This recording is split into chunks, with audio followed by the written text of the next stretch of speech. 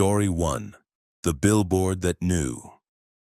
The billboard on Highway 40 showed my name in 40-foot letters. David Cooper will die at mile marker 247, and when I drove past it, the message changed to show updated mileage counting down, following me, and by mile marker 250, the billboard appeared every quarter mile, all showing the same message with decreasing numbers, and other drivers were pointing at them, seeing them too. And when I finally reached mile marker 247, the billboards showed new text. Impact in 30 seconds, and I had exactly 30 seconds to decide if I believed a billboard could predict the future before the semi-truck crossed the median and proved it absolutely could. David Cooper, 43 years old, hauling automotive parts across the Southwest, 14 years in the industry. July 9, 2023, westbound on Highway 40 through New Mexico, late afternoon. Clear weather, light traffic, routine conditions. I'd made this run dozens of times, knew every mile marker, every rest stop, every quirk of the route. Mile marker 263, I saw the first billboard. Standard advertising space, usually promoting casinos or truck stops. But today it showed something different. White text on black background, simple and direct. David Cooper will die at mile marker 247. And below that, in smaller text, you have 16 miles. My breath caught. My name. My actual name. Not a common phrase that happened to match, but my specific name displayed on a billboard in the middle of nowhere, New Mexico. I checked my mirrors, looked for cameras, for film crews, for some explanation. Nothing. Just empty desert and a billboard that knew who I was. I grabbed my CB. Breaker 19, anybody see that billboard back at mile marker 263, the one with the name on it? Static, then a voice. What billboard?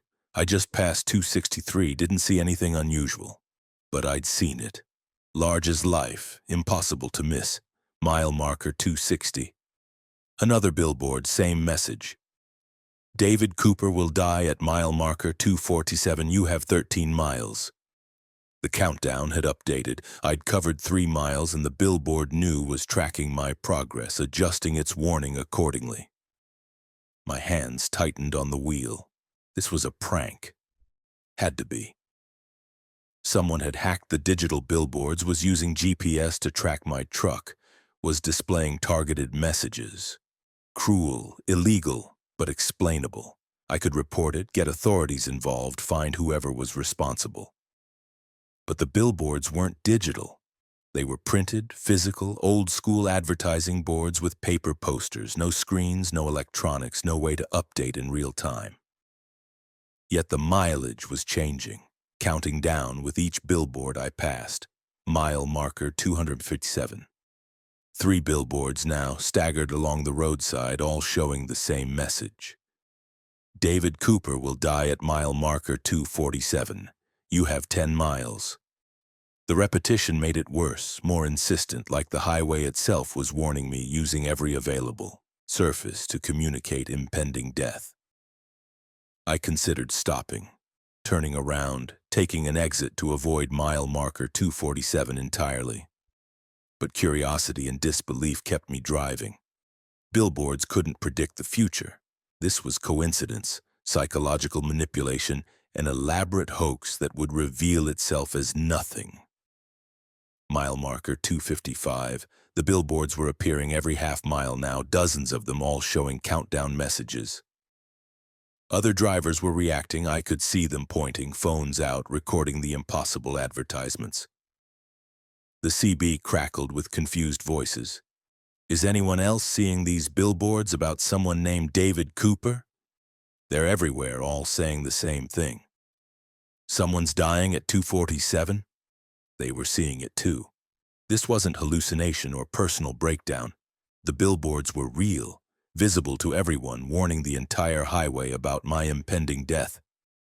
Mile marker 252. The message changed. David Cooper will die at mile marker 247. Cause, head-on collision. Time, 4:47 p.m. I checked my dash clock. 4:41 p.m. 6 minutes. The billboard was giving me a timeline now, specifying not just where but when, providing details that made the prediction feel inevitable. I slowed down, dropping to 45 miles per hour, trying to delay arrival at mile marker 247.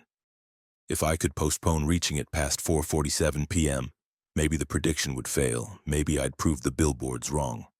But at 45 miles per hour, I'd still reach 247 by 4:46 p.m. Not enough delay. I pulled onto the shoulder near mile marker 251, stopped completely. I'd wait here until 4:50 p.m., let the predicted time pass, then continue safely. The billboards couldn't account for me stopping, for me refusing to participate in the timeline they'd described. But the moment I stopped, the billboards updated. David Cooper will die at mile marker 247.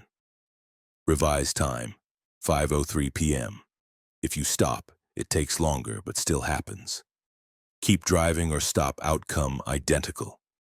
I stared at the nearest billboard, watching its message, and saw the paper poster physically change. Text rearranging, letters shifting like living things. The billboard wasn't digital, wasn't electronic, but it was updating anyway, rewriting reality, adjusting predictions to account for my choices. Other trucks were pulling over near me, drivers getting out, reading the billboards, looking at my truck, making the connection. I was David Cooper. This was my truck. These warnings were about me.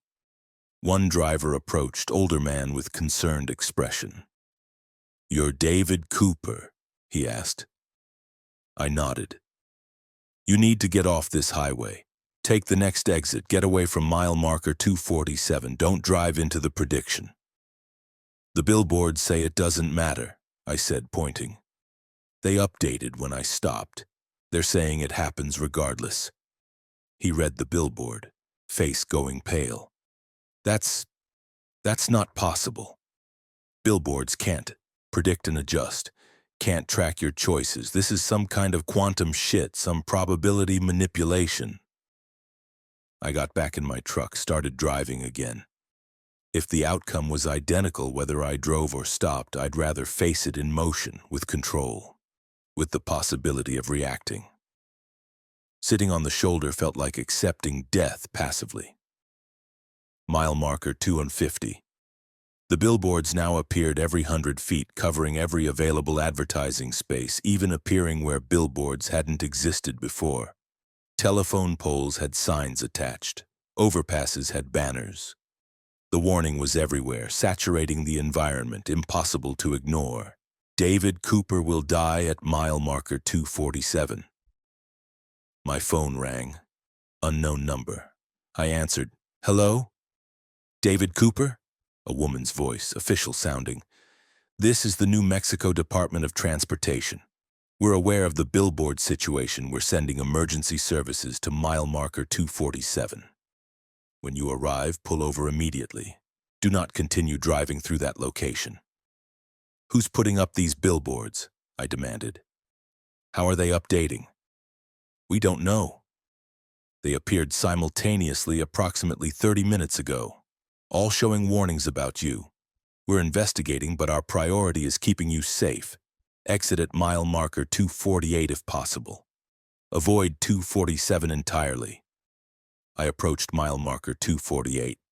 The exit ramp was blocked, construction barriers, orange cones, signs saying road closed.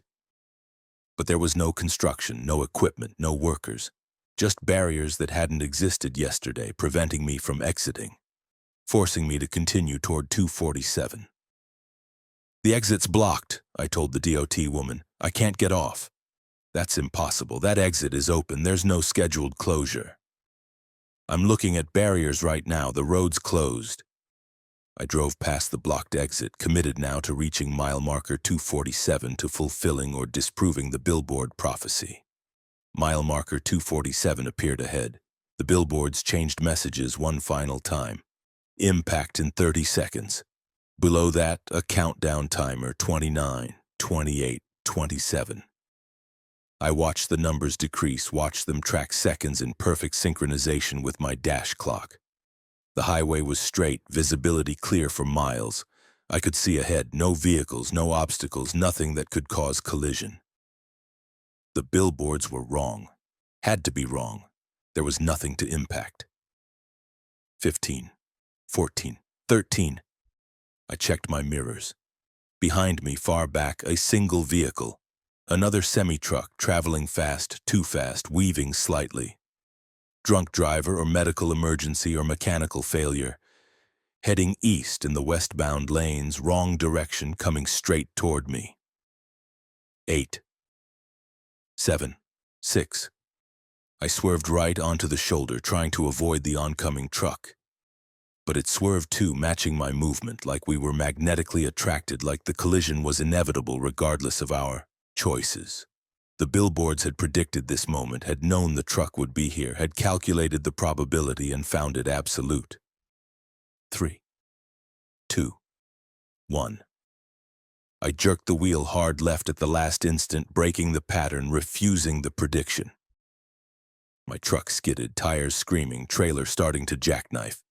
The oncoming truck missed me by inches, roaring past in wrong direction blur. I fought for control, got the truck straightened, came to a stop on the shoulder at mile marker 247. Alive, uninjured. The collision hadn't happened. The billboards were wrong. I sat shaking, adrenaline flooding my system, waiting for my heart rate to normalize. I'd beaten the prediction, had survived the moment the billboards said I'd die. They weren't infallible, weren't absolute, could be defied with last-second choices. Then I heard the impact. Behind me, back near mile marker 248, the sound of metal colliding, of vehicles crashing. I looked in my mirror, saw smoke rising, saw the aftermath of collision.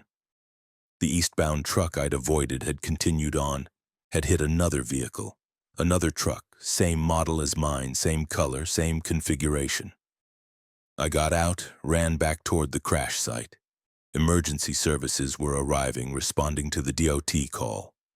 The crashed truck was identical to mine, but the driver wasn't me. Couldn't be me. I was standing here alive, watching. But the other drivers at the scene were staring at me with confusion, with fear. One of them approached. "How are you here? You just died in that crash. We saw it happen. You were driving that truck."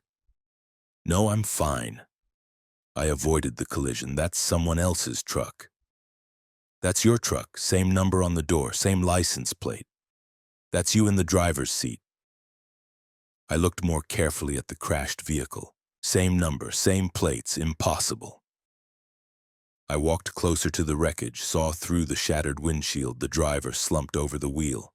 Saw his face, my face. David Cooper, dead at mile marker 247, exactly as predicted. But I was standing here, alive, wasn't I? A paramedic approached me, started checking my vitals, asking questions. "Sir, you're in shock. You need to sit down. The collision was severe. You're confused." "I'm not confused. I avoided the crash. I'm fine." "Sir, you didn't avoid it. You were in it. That's your truck. He trailed off, looking at me strangely, then at the crashed vehicle, then back at me. "How are there two of you?" I looked down at my hands. They were translucent, slightly transparent. I could see through them to the pavement below. I wasn't solid anymore, wasn't fully physical. I'd died in the collision, but some part of me had continued, had split off at the moment of impact, had become ghost or echo or quantum possibility that refused to collapse. The billboards were right. David Cooper died at mile marker 247 at 4:47 p.m. in a head-on collision. I died. I'm dead. But I'm also here, still driving, still existing, unable to accept the death the billboards predicted and made inevitable. I walked back to my truck, the one I'd been driving, the one that wasn't crashed. It was fading, becoming transparent like me. In minutes it had vanished completely, leaving me standing on the shoulder with no vehicle, no physical presence, nothing but consciousness that refused to end. Other drivers couldn't see me anymore. Emergency services worked around me like I wasn't there. I was ghost of a driver who died exactly as predicted, haunting the highway, unable to move on because I'd convinced myself I'd survived, I'd beaten the prediction, I was still alive. But the billboards knew better. They always knew. They'd seen the outcome, the inevitable death, and no last-second swerve could change it. I died at mile marker 247. Everything after was just denial, consciousness echo, final moments of brain activity before complete shutdown. The billboards are still there, still visible to me. Now they show different messages. David Cooper died at mile marker 247. Current status: unresolved ghost, acceptance required for transition. I can't accept it, can't stop driving. I'm still here, still on Highway 40, still passing mile marker 247 over and over, trapped in the moment of death, unable to move beyond it. The billboards watch me, track me, update their messages to reflect my continued denial. If you drive Highway 40 through New Mexico, if you see billboards with warnings about specific drivers, about specific mile markers, believe them. Don't try to avoid the prediction. Don't think you can outsmart it. The billboards see outcomes that are already determined, events that have already happened, deaths that are already complete. I thought I survived, thought I was alive. But the billboards knew the truth. I died at mile marker 247, and everything after is just ghost refusing to recognize death, consciousness fading slowly, creating illusion of continuation while actually already ended. The billboard that knew, it knew I'd die. Knew I'd survive as echo, knew I'd be trapped here, driving forever, passing my death site repeatedly, never able to move on because I can't accept what the billboards knew from the beginning. David Cooper died. I'm just the part that doesn't know it yet.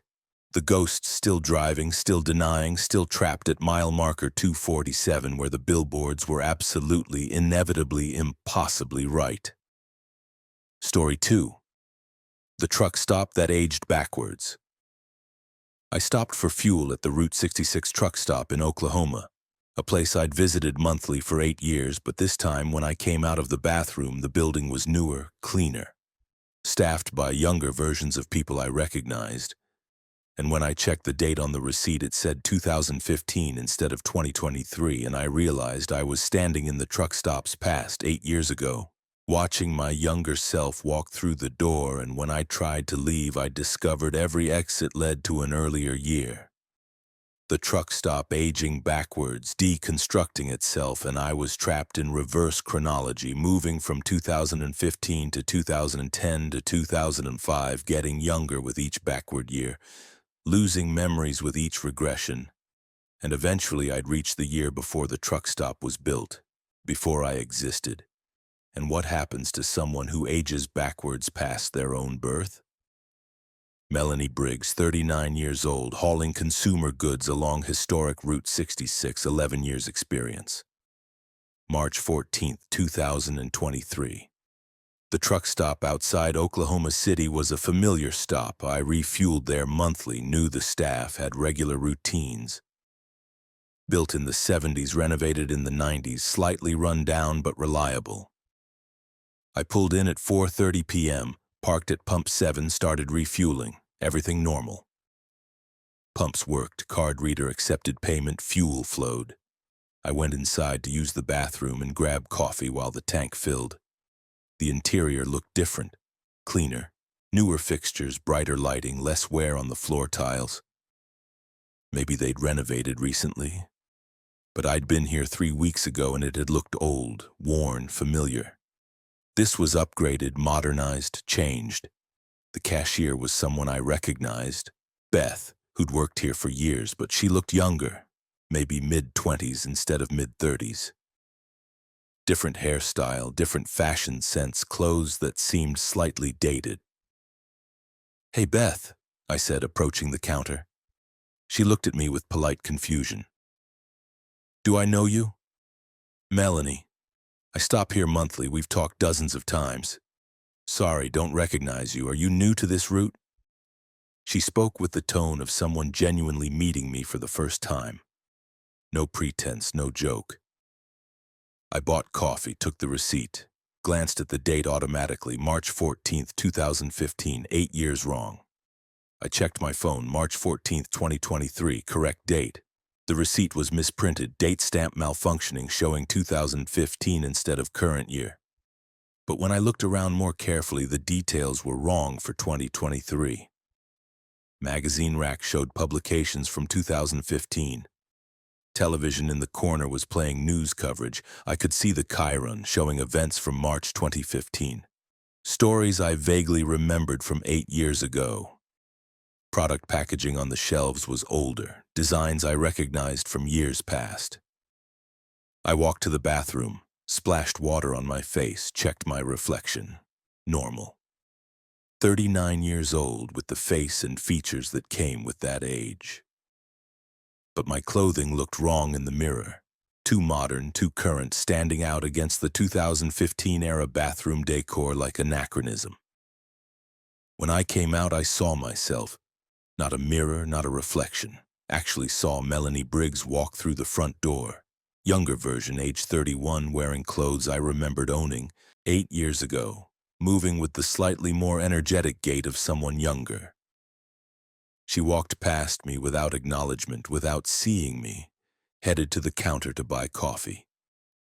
I was watching myself from 8 years ago, living a moment I remembered experiencing.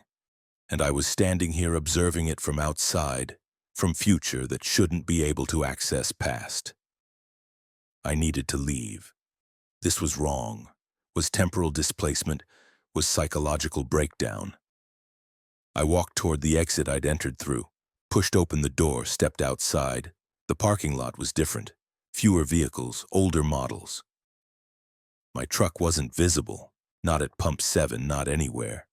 Instead, I saw an older truck at Pump 5, a model from the early 2010s. And walking toward it was a driver who looked like me but younger, age 29 maybe, just starting her career.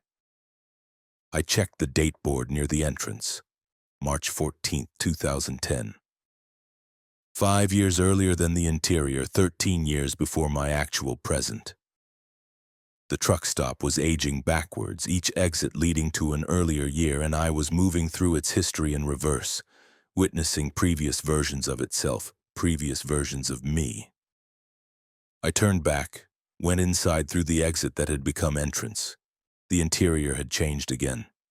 Even older now, decor from the late 90s, staff I half recognized looking younger still. The receipt on the counter showed 2005. I'd gone backwards another 5 years by walking through a single doorway. Every exit led to an earlier year. The truck stop was a reverse chronology machine moving through its own history backward, and anyone inside was trapped in the regression, forced to experience time in reverse. I tried different exits. Side door led to 2000. Back door led to 1995. Emergency exit led to 1990. Each threshold was a jump backward through years, and the truck stop adapted to match each era, de-renovating itself, becoming younger, shedding accumulated age. In 1990, the building was newly renovated, fresh and modern by that era's standards. Staff were young, energetic, the truck stop thriving. I kept walking, kept trying exits, kept moving backward, 1985, 1980, 1975. In 1975, the truck stop was newly built, construction barely complete, everything pristine and unused, and I was younger too. I could see it in reflections, in glass surfaces. My face was losing years with each backward jump, my body regressing, age peeling away like I was experiencing reverse time physically. I was 35 now, having lost 4 years. The backward movement was affecting me, de-aging me at the same rate the truck stop de-aged, and soon I'd be younger than my own birth year, would regress past the point of my existence. I found the oldest door, original entrance from the 70s, walked through it. Outside was construction site, the truck stop being built, partially completed. The date marker showed March 14th, 1973. 50 years before my present, 34 years before my birth. I was 25 years old now, Body and mind regressed to age I'd been in 2009. Memories were fading. I couldn't remember clearly anything that had happened after 2009. Those experiences being erased as I aged backward through them. Unliving years in reverse. Workers at the construction site didn't see me. I was becoming temporal ghost, presence that didn't belong in this era. That was decohering as I moved further from my origin point. Another exit led to 1970. Empty lot, no truck stop, just land. I was 22, memories only extending to 2006. Another exit, 1965, 15 years old, memories ending at 1999. Another 1960, 10 years old, memories barely extending to 1994. I was losing myself with each regression, becoming younger, losing accumulated experiences, approaching the threshold of non-existence. What happened at year of my birth? Would I become infant? Would I cease existing entirely, erased from timeline by regressing past my starting point? I was 8 years old, physically and mentally. Couldn't remember my career, my adult life. Just vague awareness that I was supposed to be somewhere else, somehow older. 5 years old. Memories fragmentary, barely coherent. 2 years old. Thought difficult. Awareness fading. Infant. Pre-verbal. Just sensation, fear, confusion. I was gone. Had regressed past my 1968 birth, past the point where I existed, and consciousness stopped. Melanie Briggs ended, erased by backward time, by aging in reverse past origin point, but something continued. Some ghost of awareness, some echo that persisted even at zero age, even before birth. Floating in the not yet in the years before I existed, watching the truck stop, location age backward further. Empty plains, no buildings, no roads, just natural landscape. Native territory, untouched, pristine wilderness. Further back, 1700, 1500, 1000. The land aging backward toward geological timescales, toward eras before human habitation, before civilization, before species. And I was nothing now. Not even ghost. Just awareness without form, without time, existing in the space before existence. Watching reality age backward toward starting conditions, toward the moment before things began. The truck stop that aged backwards had taken me to the beginning, to the point before time started flowing forward, and I was trapped there. In the negative space, in the before times, unable to move forward, unable to age in correct direction, stuck in eternal regression. If you stop at that truck stop on Route 66, if you notice the interior looks wrong, looks newer than it should, leave immediately. Don't try different exits. Don't explore the temporal regression. Because each door leads to an earlier year, and eventually you'll run out of years. Will regress past your birth, past your existence, and become nothing, trapped in the time before you were possible. I'm still there, in the backwards place, in the years before I was born. No age, no body, just awareness, watching time flow in wrong direction.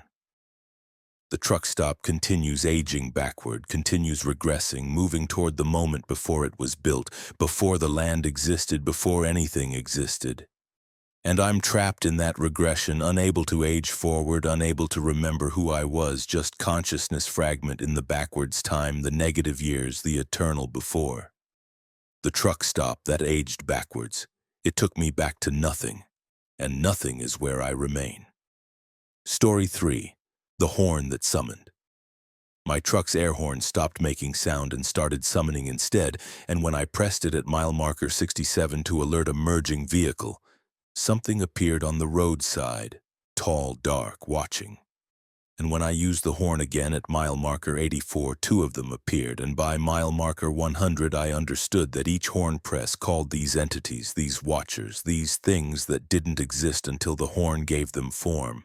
And they were following my truck now, accumulating, a growing parade of summoned beings that matched my speed, matched my turns, got more solid with each mile. And I couldn't stop using the horn because traffic required it. Because highway driving demanded warning signals, and every necessary horn press added another entity to the procession. Another watcher to the accumulating crowd that was becoming too large to ignore, too substantial to dismiss, too present to survive. Thomas Klein, 52 years old, hauling freight across western states, 28 years experience. October the 2nd, 2022, northbound on US 95 through Nevada, afternoon driving toward evening. Light traffic, clear weather, standard conditions, mile marker 67. A car was merging poorly, drifting into my lane without checking blind spot. I hit the horn, standard warning. Done it 10,000 times in my career. But the horn didn't produce sound. Instead, I felt something shift, felt reality respond in wrong way, felt consequence ripple outward from the horn press. In my passenger mirror, I saw something appear on the roadside. Tall figure, dark against desert landscape, standing motionless, facing the highway. Facing me. It hadn't been there a second ago. I'd checked mirrors just before honking, seen empty desert. Now there was a figure, human-shaped but wrong in proportion, too tall, too thin, existing where nothing should exist. I checked the mirror again after passing. The figure was gone. No, not gone. Keeping pace with my truck, running alongside the highway at 70 miles per hour, maintaining exact speed, staying in peripheral vision. Impossible speed for anything human, but it matched me effortlessly, long limbs moving in rhythm with my truck's velocity. Mile marker 84. Traffic congestion, lane changes, someone cutting me off. I hit the horn twice, short warning blasts. Again, no sound, just that feeling of reality shifting, responding. In my mirrors, two more figures appeared on the roadside. Same dark shapes, same impossible proportions, same ability to match highway speeds. 3 total now, running alongside my truck, watching through my windows, keeping perfect pace. I tried the horn again, testing. Single tap, short press. 4th figure appeared immediately, summoned by the horn press, called into existence by the sound that wasn't sound. The horn had changed function, had become summoning mechanism instead of warning device, and each press manifested these entities. I stopped using the horn, drove in silence, avoiding situations that required warning signals. The 4 figures continued following, running alongside the highway, visible in mirrors and peripheral vision but disappearing when I looked directly. They stayed with me through miles of empty desert, patient escorts, waiting. Mile marker 119. Semi-truck drifted into my lane, forcing me to swerve or signal. I had to use the horn, had to warn the driver, had to prevent collision. I pressed it once, quick tap. 5th figure appeared, joining the procession. Then the semi kept drifting, forcing another horn press. 6th figure. Traffic was demanding I summon them, was requiring horn use, and each necessary warning added another entity. By mile marker 150, there were 13 of them, a small crowd running alongside my truck, matching speed perfectly, never tiring. They'd grown more substantial, more visible, easier to see directly instead of only in peripheral vision. Dark forms with too many joints, faces that were almost human but missed some essential detail. Bodies that moved with precision no living thing should possess. They weren't threatening, weren't attacking. Just following, watching, accumulating. But their presence was wrongness made visible, was violation of natural law. And their numbers were growing with every mile because highway driving required horn use, required warning signals, required interaction with other vehicles. I tried disconnecting the horn, pulling the fuse. But the summoning didn't require electrical connection. It responded to the gesture, to the intent, to the act of pressing the horn button regardless of whether the mechanism functioned. I pressed the disabled horn and another figure appeared anyway, 17th summoning, called by will rather than sound. Mile marker 200, 23 entities. Traffic was heavy through Tonopah, required constant horn use, constant summoning. Each warning signal added another watcher, another follower, and the crowd was becoming visible to other drivers. I saw people pointing, saw confused expressions, saw fear on faces of those who noticed my escort procession. The CB crackled. "Northbound semi near Tonopah, you've got something wrong with your truck. There's things running beside you, multiple things. What are those?" "I don't know," I answered honestly. "They appear when I use my horn. I can't make them stop coming." "Stop using your horn then." "I can't. Traffic requires it. If I don't warn other drivers, I'll cause accidents. But every warning summons another one." Silence on the CB then. "That's... Jesus, there must be 30 of them now. They're covering the roadside. This isn't natural. You need to pull over, stop driving, stop using that horn." I pulled over near mile marker 215, hoping stopping would dismiss them. The entities stopped with me, perfect synchronization, forming a circle around my truck. 37 of them, all facing inward, all watching. Motionless now that I was motionless, mirroring my state. I sat in my cab, surrounded by things I'd summoned, trying to determine what they wanted, what they were. They didn't move without me moving, didn't exist without me calling them. They were dependent on the horn, on the summoning, on my continued pressing of the button that manifested them. A highway patrol vehicle pulled up, officer approaching carefully, hand on weapon, staring at the entities surrounding my truck. "Sir, step out of the vehicle." "They're not dangerous," I said through the window. "They just follow, they match my movements." "Step out anyway. We need to assess the situation." I opened the door. The entities shifted, maintaining circle, adjusting positions to account for the open door. I stepped down. They stepped back proportionally, keeping distance constant.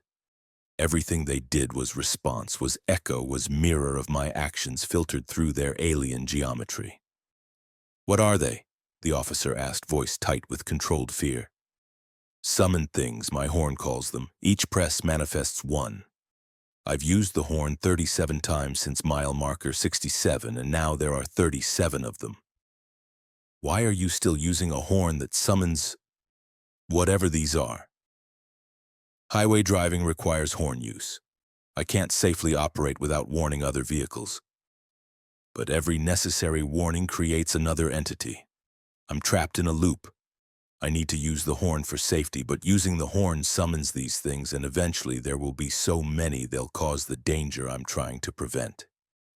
The officer studied the entities, counting them, confirming the number matched my stated horn uses. "This is beyond my jurisdiction. I'm calling for, I don't know what, specialists? This isn't covered in training." While he made calls, I noticed something. The entities were fading slightly, becoming less substantial. The oldest ones, the first few I'd summoned, were translucent now, barely visible.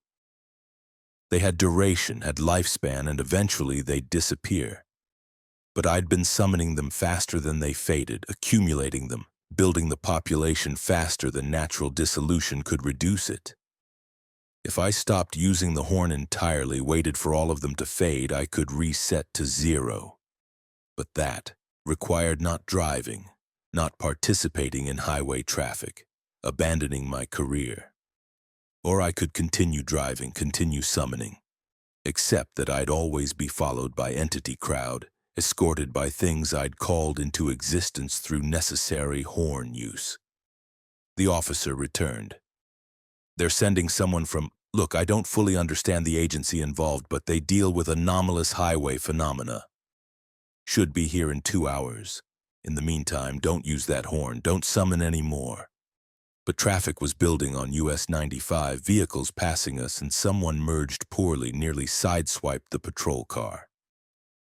Instinct made me reach for the horn, made me press it in warning.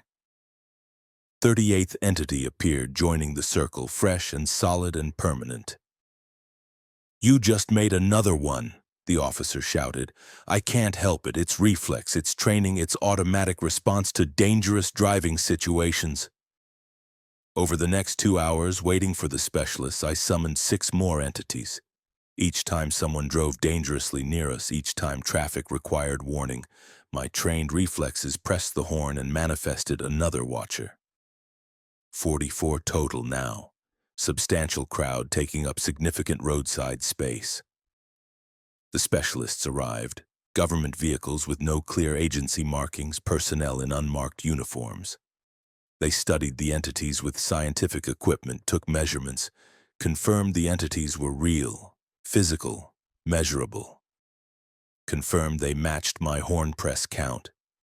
Confirmed the summoning mechanism. "You can't keep driving," the lead specialist said. "Each mile adds more summonings, more entities. Eventually you'll have hundreds, thousands, an army of these things following one truck. It's unsustainable." "What happens if I keep summoning them?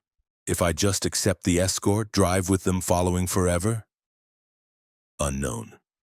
They might become dense enough to affect traffic, to cause the accidents you're trying to prevent. Might reach critical mass and collapse into something worse. Might just continue accumulating until you're leading a parade of summoned entities across the country." "What if I stop using the horn entirely, let them all fade?" "The fade rate is slower than your necessary summon rate. You'd need to stop driving for weeks, maybe months, to fully deplete the population. And the moment you resume driving, you'd start accumulating again." They didn't have solutions, just observations, measurements, documentation of impossible phenomenon. They offered to confiscate my truck, to impound the horn to prevent further summoning. But the summoning didn't require the physical horn, I'd proven that. It required the intent, the gesture, the act of warning. As long as I was a driver, I'd summon them. I'm still driving, still using the horn when necessary, still summoning entities with each press. The population stays around, 50 now. I summon approximately as fast as they fade, maintaining equilibrium. 50 dark watchers following my truck at all times, matching my speed, escorting me through highways, visible to everyone, undeniable reality.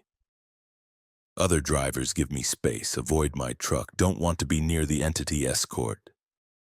Police know me, track me, monitor the population size, make sure it stays stable. I'm allowed to drive as long as the summonings don't exceed fade rate, as long as I don't accumulate beyond manageable numbers. But every horn press still summons, still manifests, still calls another entity into existence, another watcher to join the procession, and I can't stop pressing the horn because traffic requires it, because safety demands it, because driving is warning and warning is summoning, and summoning is the price of using highways while possessing a horn that changed function from sound to manifestation. The horn that summoned. It still summons. Every press, every warning, every necessary signal.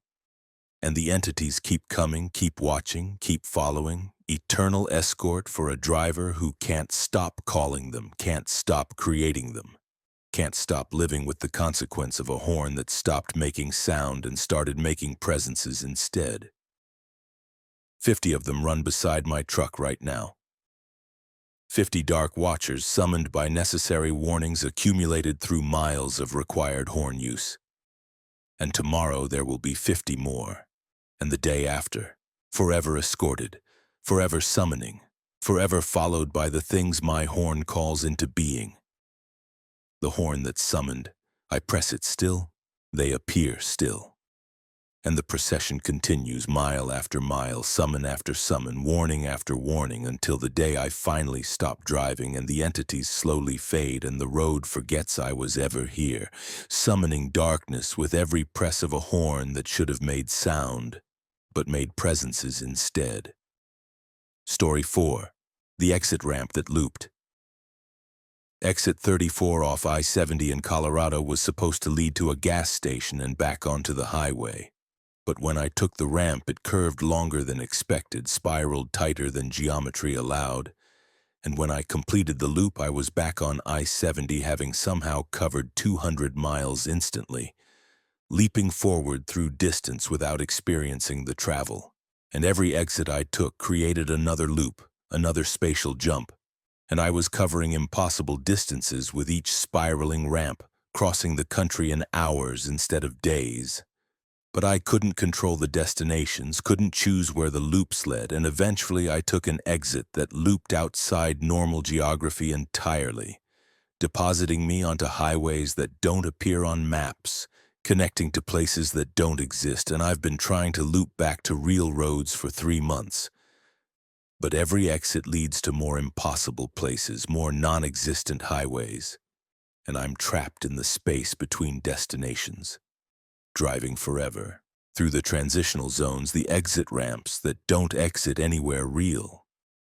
Paul Harrison, 49 years old, hauling electronics across the country, 21 years in the industry. August 17, 2023, westbound on I-70 through Colorado, heading toward Utah. Standard long-haul run, familiar route, no complications expected. I needed fuel and saw signs for exit 34, services, gas, food, standard highway exit. I'd used it before, knew it led to a gas station half a mile from the interstate, easy on and off. Took the exit ramp at 3:47 p.m., began descending from highway elevation. The ramp curved right, standard geometry. Then kept curving, tighter turn than expected, spiraling in on itself. I slowed, uncomfortable with the sharp radius, and the ramp continued spiraling, not descending anymore, just curving horizontally, creating a loop that kept tightening. I was doing a full 360-degree turn, still on the exit ramp, and ahead I saw the highway again.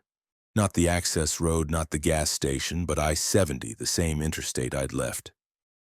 I merged back onto I-70, confused but assuming I'd somehow missed the actual exit, had accidentally entered an emergency vehicle turnaround or maintenance access loop. Checked my GPS to reorient. It showed me 197 miles west of where I'd taken the exit. Mile marker 231 instead of mile marker 34. Impossible. I'd been on the loop ramp for less than 2 minutes, covered maybe half a mile of curved pavement. No way I'd traveled 200 miles, but the landscape confirmed it.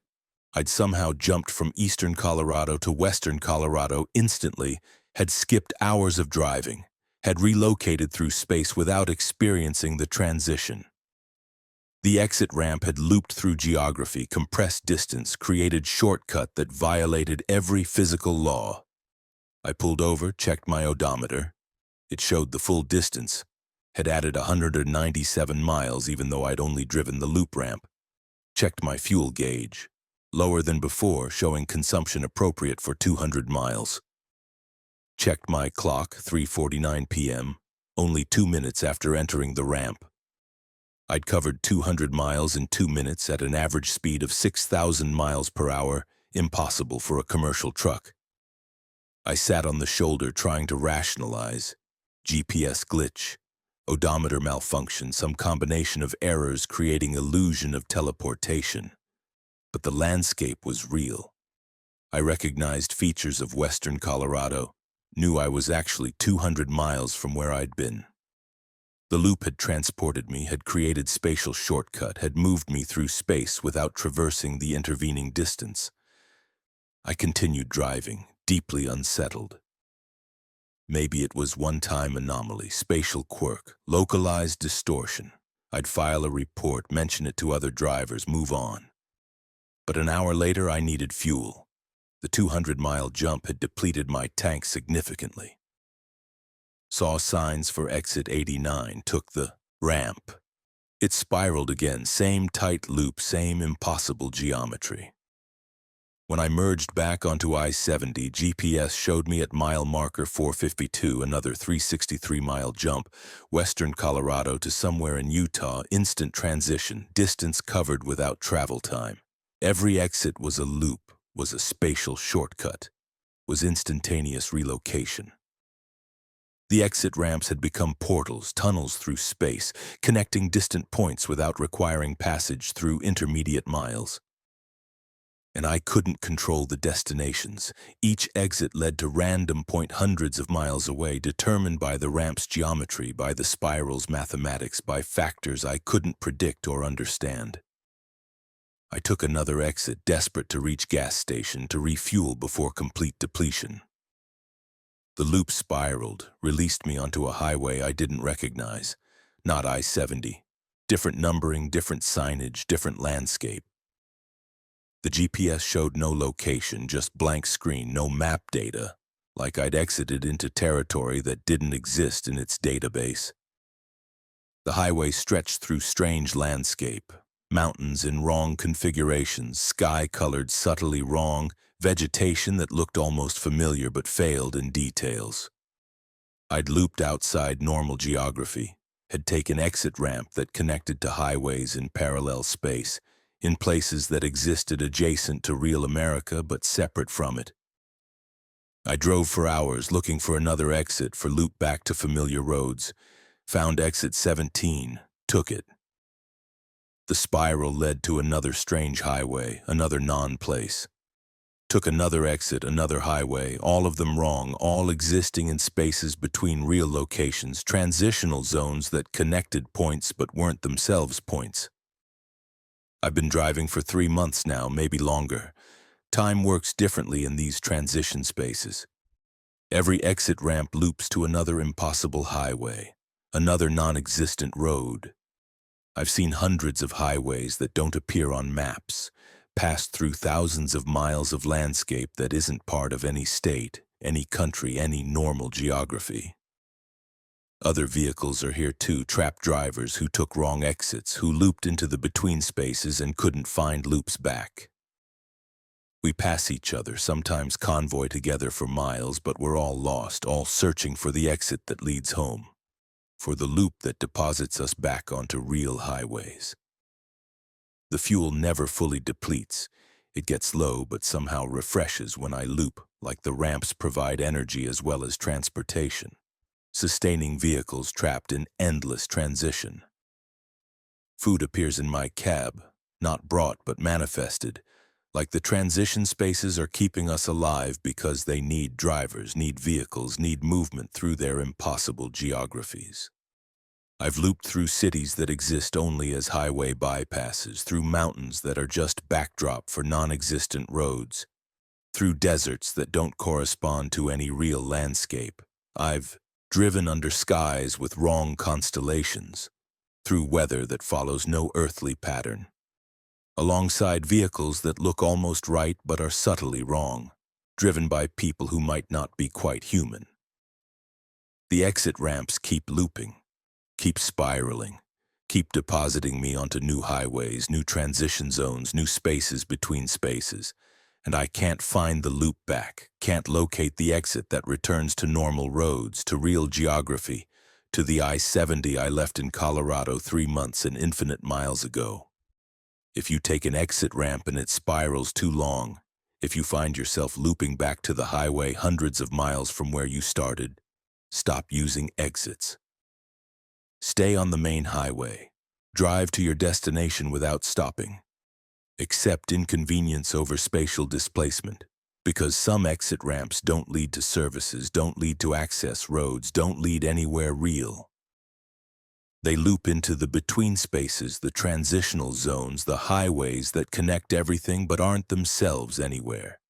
And once you're in the transition, once you're looping through the impossible geographies, you might never find the exit that leads home. I'm still driving, still looping, still searching for the ramp that spirals back to reality, mile after mile through places that don't exist, exit after exit leading to more non-locations, highway after highway in the eternal transition. The exit ramp that looped, I took it at mile marker 34.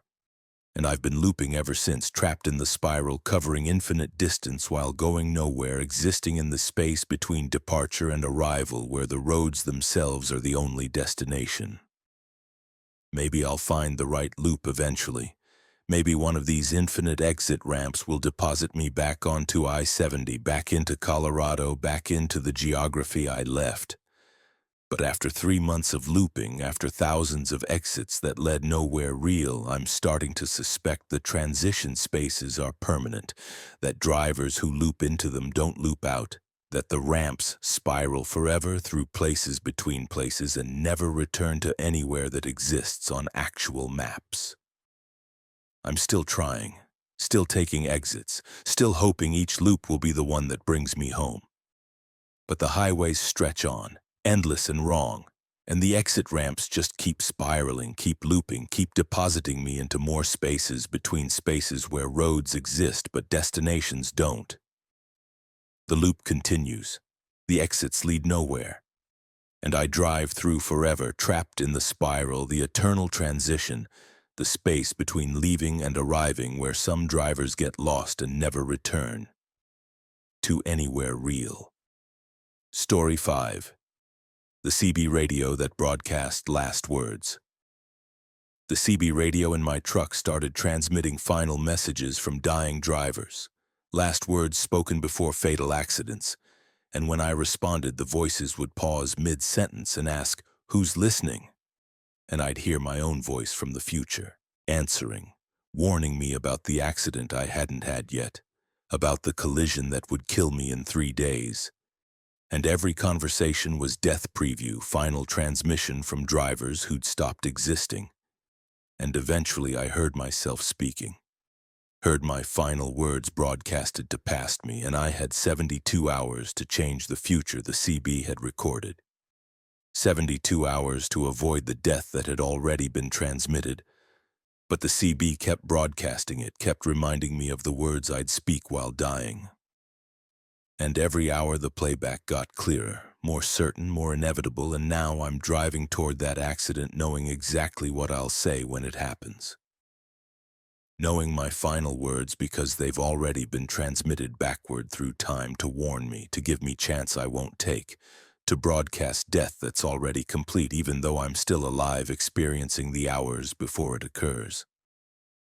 Robert Hayes, 41 years old, hauling industrial equipment cross-country, 13 years experience. November 29th, 2022, eastbound on I-80 through Nebraska, late evening shifting into night. Standard drive, normal traffic, everything routine. The CB crackled at 11:47 p.m. Voice came through, panicked. "This is Ghost Rider on I-80 eastbound. Jackknife, can't recover, going off-road." Static. Silence. Then impact sounds, metal crushing, glass shattering, transmitted clearly through the CB frequency. Then nothing. I keyed my mic. "Ghost Rider, this is Night Owl. What's your position? Do you need assistance?" Long pause. Then the voice returned, confused. "Who's listening? How are you hearing this? This transmission is..." More static. Then, "This is my final, I'm not supposed to..." Connection died completely. I checked the CB channels, scanning for more information. Channel 19 was clear, no distress calls, no accident reports. I'd heard someone dying, heard their final transmission, but there was no corresponding accident, no emergency, no context. The CB crackled again 20 minutes later. Different voice, older man. "This is Iron Horse, westbound on I-70 through Kansas. Brake failure, can't slow down, approaching curve at mile marker 84, too fast." Impact sounds, screaming, silence.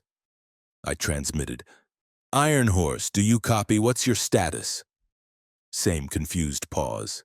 "Someone's listening, but this is my last, I'm already gone. How are you hearing me after..." Transmission ended. They were final words. Last transmissions from dying drivers, broadcast backward through time, reaching me before or after the accidents occurred, existing as ghost signals on CB frequencies. I was hearing death previews, audio from futures or pasts where drivers didn't survive. The pattern continued through the night. Every 20 to 40 minutes, a new transmission. Final words from drivers in their last moments. Different voices, different locations, all ending the same way. Impact, silence, confused questions when I responded about who was listening and how I could hear transmissions that shouldn't be receivable. Around 3 a.m. I heard a voice I recognized. My own. "This is Night Owl, eastbound on I-80 through Iowa. Vehicle crossed median, head-on collision imminent, no time to..." Impact. My voice screaming, then silence. I was hearing my own death transmitted backward from future. My final words broadcast to present me, warning me about an accident that hadn't happened yet but apparently would at some point on I-80 in Iowa. I keyed the mic, hands shaking. Night Owl? This is Night Owl. When does this happen? When do I die? My future dying voice responded. It's December the 2nd. You're driving through Iowa City area. Vehicle crosses median at 4:17 p.m. You don't avoid it. And now you're hearing this warning 72 hours in advance, which means you have 3 days to change the outcome, but you won't, because I'm still transmitting this, which means it still happens, which means static killed the rest. December the 2nd was 3 days away. I had 72 hours to avoid the accident my future self was warning me about. 72 hours to change the timeline the CB had recorded. But the transmissions continued, kept broadcasting throughout November 30th and December 1st. Each time I heard myself dying, the transmission was clearer, more certain, like the timeline was solidifying. The warnings became more detailed. 4:17 p.m., mile marker 239, white pickup truck crosses median, driver having medical emergency. No warning signs. Impact speed 73 miles per hour. You die instantly. This is your last transmission, and you're hearing it 72 hours early, 48 hours early, 24 hours early, each playback more certain, more inevitable. Other drivers on the CB started hearing it too. My death broadcast became general frequency transmission, warning everyone. Night Owl will die December 2nd at 4:17 p.m. on I-80 near Iowa City. The CB had decided to make my death public, to broadcast it widely to ensure multiple witnesses to the predetermined event. December 2nd arrived. I was driving through Iowa as scheduled. I'd tried to avoid it, tried to take different routes, but cargo demands, delivery schedules, and traffic patterns funneled me back to I-80. Back to Iowa, back to the predetermined location. By 3 p.m., I was approaching Iowa City, 90 minutes from the accident.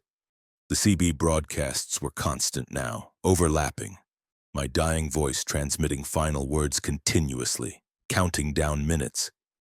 75 minutes to impact, 60 minutes, 45 minutes. You can't avoid this. The transmission is proof. I'm already dead, already transmitted these words, already experienced the collision.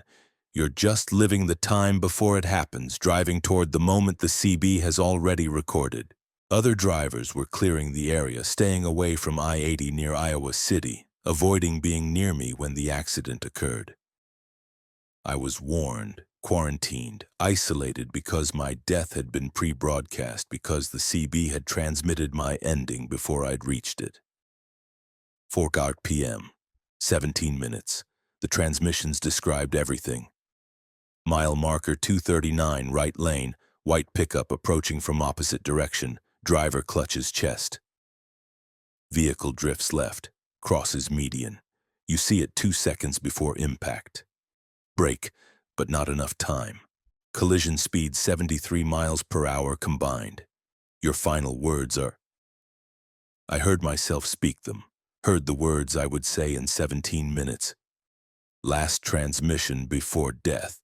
And knowing them didn't help, didn't change anything, because the CB had recorded them, had broadcast them, had proven they would be spoken. 4:15 p.m., 2 minutes. I was at mile marker 237, approaching the location. Traffic was absent. Everyone had evacuated the area, warned by CB broadcasts. Just me, an empty highway, and the future that had already been transmitted. I saw the white pickup ahead, opposite direction, driving normally. Saw the driver through the windshield. Older man clutching his chest, vehicle starting to drift. Medical emergency happening in real time, just as the transmissions had described. The vehicle crossed the median, heading directly toward me. I braked. Too late. Everything exactly as broadcast. Impact at 73 miles per hour, combined speed, metal crushing, glass shattering, and I heard myself transmitting, Heard my final words broadcast live. This is Night Owl, eastbound on I-80 through Iowa. Vehicle crossed median, head-on collision imminent, no time to... Then impact, then nothing. But something continued. Some awareness, some ghost of consciousness that persisted after death, after collision, after the moment I should have stopped existing. I was still transmitting, still broadcasting, still speaking, even though my body had stopped functioning. "Who's listening?" I heard myself say, the confused question all the dying drivers had asked when I'd responded to their final transmissions. "How are you hearing this? This transmission is my last. I'm not supposed to be..." And I heard responses. Multiple voices, other drivers on CB frequencies listening to my death broadcast. Future drivers, past drivers, drivers from timelines where they heard my final words before I spoke them, where my death was warning they received before I died. I understand now. The CB was transmitting death previews to everyone, creating network of pre-warnings, broadcasting last words before they were spoken so drivers could hear their own deaths in advance, could know their final moments before experiencing them. But knowing didn't help, didn't change outcomes, just created certainty, created the psychological torture of approaching a death you'd already heard yourself experience. I'm still transmitting, still broadcasting my final words on continuous loop. Other drivers hear me dying, hear my accident, hear the collision that killed me on December 2nd at 4:17 p.m. on I-80 near Iowa City. And some of them respond, and I ask, who's listening, because I'm already dead. Already transmitted my final words, already completed the death the CB pre-recorded. The CB radio broadcasts last words before they're spoken, transmits deaths before they occur, creates network of pre-warnings that don't prevent anything, just announce everything. And drivers hear their own endings, hear themselves dying, hear the final transmissions they'll speak when their time comes. I spoke mine, transmitted them live. And now I broadcast them eternally, ghost signal on CB frequencies, warning that keeps playing, death that keeps transmitting, last words that never stop being last even though they were spoken and ended and became past. The CB that broadcast last words. Mine are playing now, have been playing for months, will play forever. Final transmission from a driver who heard himself dying and drove toward it anyway because the broadcast proved it was inevitable. Because knowing your last words before speaking them just makes them more certain, not less. Listen to CB Channel 19, you might hear me. Might hear, "This is Night Owl, eastbound on I-80 through Iowa. Vehicle crossed median, head-on collision imminent, no time to..." My last words, transmitted eternally. Broadcast backward and forward through time. Warning that becomes prophecy, that becomes certainty, that becomes death that never stops transmitting. The CB broadcasts last words, and every driver eventually hears their own. And knowing changes nothing. Just adds 72 hours of dread before the inevitable transmission goes live. I heard mine, spoke them, still broadcasting them forever. The CB that knew how I'd die and told me and was right and proved warnings don't prevent, just announce, just broadcast the inevitable until it becomes past that continues transmitting as eternal present. Story 6. The delivery manifest that updated. The delivery manifest in my truck showed routine cargo, furniture to Phoenix. But when I checked it at the first rest stop, the destination had changed to coordinates in empty desert. And at the second stop, the cargo description changed to biological materials, keep conscious. And by the third stop, the manifest listed my own name as the cargo, showed me as item being transported, destination listed as final terminus, delivery date listed as tomorrow, and I was simultaneously driver and cargo, hauling myself to my own ending, following manifest that updated itself to reflect my journey toward predetermined destination where I'd be delivered like any other package. Signed for, received, and permanently stored in whatever serves as final warehouse for drivers who discover their route wasn't about transporting cargo but about being cargo. About delivering themselves to places manifests know but drivers don't until they're already committed to the route. Andrea Mitchell, 37 years old, hauling household goods across the Southwest, 9 years experience. May 23rd, 2023, departing Los Angeles with load of furniture bound for Phoenix. Standard delivery, familiar route, paperwork all correct. Manifest showed straightforward details. 28 pallets of furniture, residential delivery, arrive by May 25th. I drove through desert on I-10, made good time, stopped at first rest area near Blythe around noon to check cargo and use facilities. Pulled out the manifest to confirm afternoon scheduling. The destination had changed, not Phoenix address anymore. Now showed GPS coordinates, 33.0472 degree N, 112.8931 W. Middle of empty desert west of Phoenix, no building, no address, just coordinates pointing to nothing. I checked my phone GPS. The coordinates were in Maricopa County, empty land between highways, no structures visible on satellite view. Wrong destination, manifest error. I'd need to call dispatch, get corrected paperwork. But the rest of the manifest had changed too. Cargo description now read, mixed household goods, 16 pallets, biological materials, keep conscious, 8 pallets, temporal displacement equipment, 4 pallets. I'd loaded furniture, just furniture. Nothing biological, nothing temporal, nothing requiring consciousness. The manifest was rewriting itself, changing cargo description to match something I hadn't loaded. I opened the trailer to physically check. 28 pallets, all furniture, exactly as originally manifested. Nothing biological visible, nothing unusual. But 8 pallets were warmer than others, were radiating heat, and when I got close I heard breathing. Slow, rhythmic inhalations coming from inside sealed cardboard containers that should contain chairs and tables. I backed away from the trailer, heart pounding. Called dispatch. This is Andrea, Unit 42. My manifest is showing incorrect cargo. Says I'm hauling biological materials. Need clarification. Dispatch checked their records. We show furniture only. 28 pallets, residential goods, Phoenix delivery, no biological materials. Your manifest shouldn't show anything different. I'm looking at it right now. Says biological materials, keep conscious. And some of the pallets are breathing. Long pause. Andrea, are you feeling okay? Are you experiencing hallucinations, carbon monoxide exposure? I'm fine. The manifest changed. The cargo changed. Something's wrong. Stay at the rest area. We're sending someone to meet you, inspect your load, verify cargo. I waited. Checked the manifest again. More changes. Destination now showed. Final terminus, coordinates updated to match driver location at time of completion. Cargo description. Mixed. Household goods, 12 pallets. Biological materials, keep conscious, 8 pallets.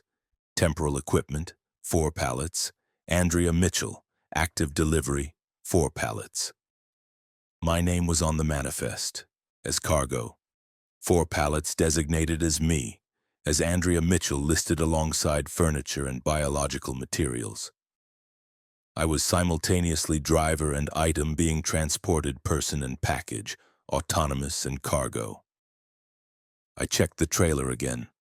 4 pallets at the rear had changed, weren't furniture anymore. Were containers sized for human transport, labeled with my name, with my physical description, with delivery instructions. Handle with care. Subject must arrive conscious. Final destination to be revealed upon approach. I ran back to my cab, locked the doors. This wasn't possible. Cargo didn't transform, manifests didn't update themselves. My name shouldn't be on shipping documents as item being delivered. But the evidence was undeniable.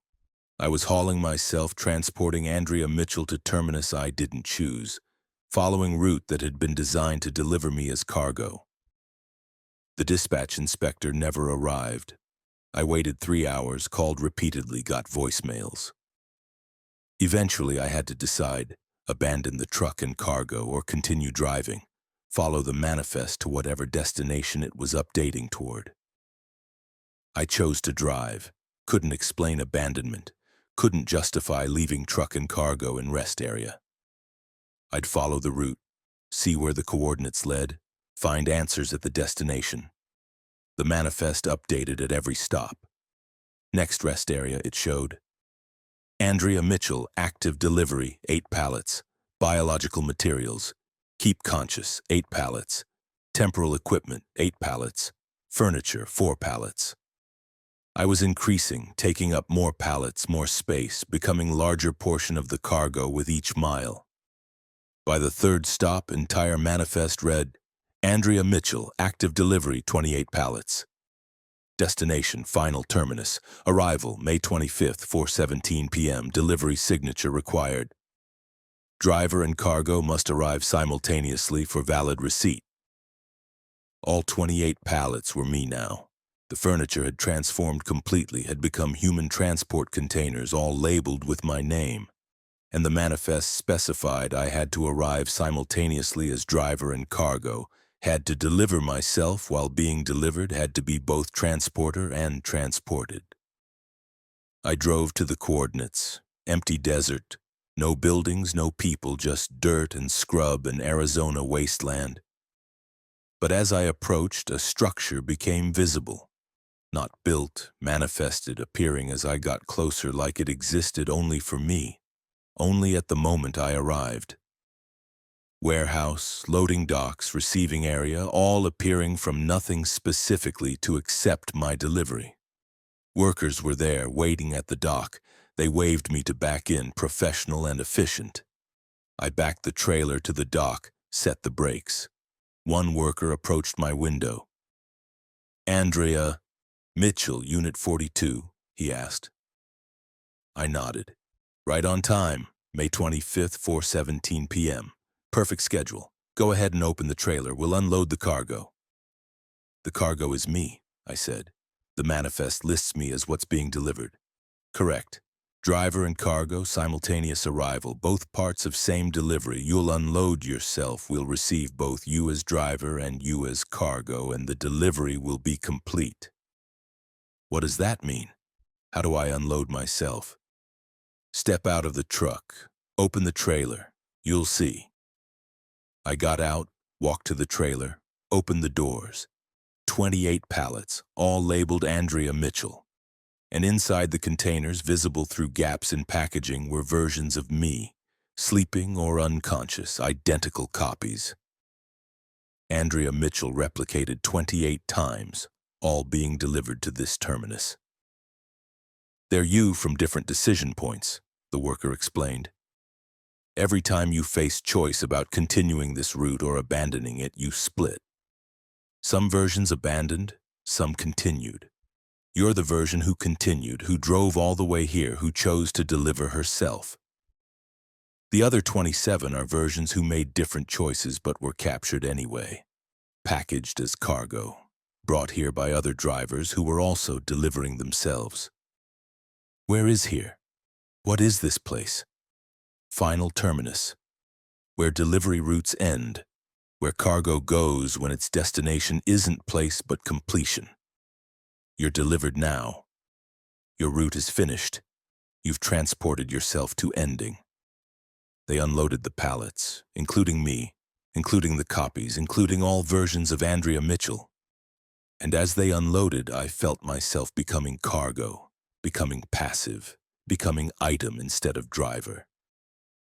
My consciousness shifted from truck to container, from driver's seat to packaged goods, from autonomous to transported. I'm in storage now. Warehouse row 47, section M, pallet position 16. Andrea Mitchell, delivered May 25th, 4:17 p.m., received and signed for. Permanently stored in the terminus where all completed routes end. I can see other drivers here, other cargo that was once autonomous, other people who discovered their routes were about delivering themselves. The truck is empty now, parked outside, available for next driver, next route, next delivery manifest that will update during journey to show the driver's name as cargo, show their destination as final terminus, show their route as self-delivery to place where completed routes are stored. Some manifests update, some cargo is driver.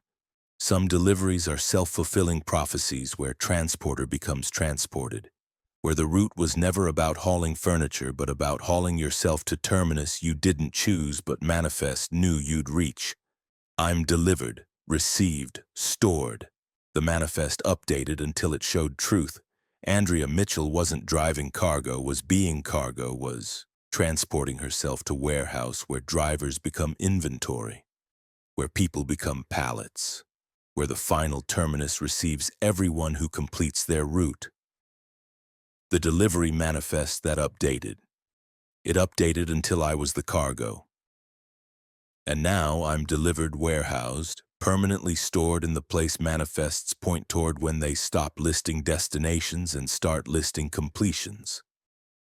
Row 47, Section M, Pallet 16, that's where I am, where I'll remain. Delivered cargo in the warehouse where all routes end and all drivers become inventory and all manifests finally stop updating because the delivery is complete and the driver has become the package they were always meant to deliver, themselves to their own ending, manifested and received. Story 7. The rain that fell upward. The rainstorm on Highway 20 through Oregon started normally, drops hitting windshield, wipers clearing water. But somewhere near milepost 78 the rain reversed direction, began falling upward from the road surface into the sky. And when I stopped to investigate, I saw water flowing wrong, puddles draining upward into clouds, and gravity had inverted for precipitation only, creating rain that fell from ground to sky while everything else obeyed normal physics. And I was driving through inverse storm where dry ground above me was wet and clear sky below me was storming, and other vehicles were caught in the reversed precipitation, all of us watching water flow impossibly upward, wondering if we'd crossed into zone where natural laws applied in reverse, where storms formed at ground level and dissipated at cloud level, where rain fell upward forever and the sky gradually filled with water that would never come back down, accumulating until the entire atmosphere became ocean above us. Daniel Cortez, 33 years old, hauling timber products through the Pacific Northwest, 7 years experience. April 11th, 2023, eastbound on Highway 20 through Oregon, afternoon driving through spring rain. Standard conditions, moderate rainfall, decent visibility, roads wet but manageable. I'd driven through thousands of rainstorms, knew how to handle weather. Near milepost 78, something changed. The rain hitting my windshield started moving wrong. Drops that should run downward began flowing upward, climbing the glass toward the roof, not blowing upward from wind. Falling upward, rising against gravity, ascending from road surface back into sky. I hit the wipers, clearing away the upward flowing water. More rain appeared, but it was rising from the hood, droplets emerging from pavement and metal surfaces, traveling upward to join clouds above.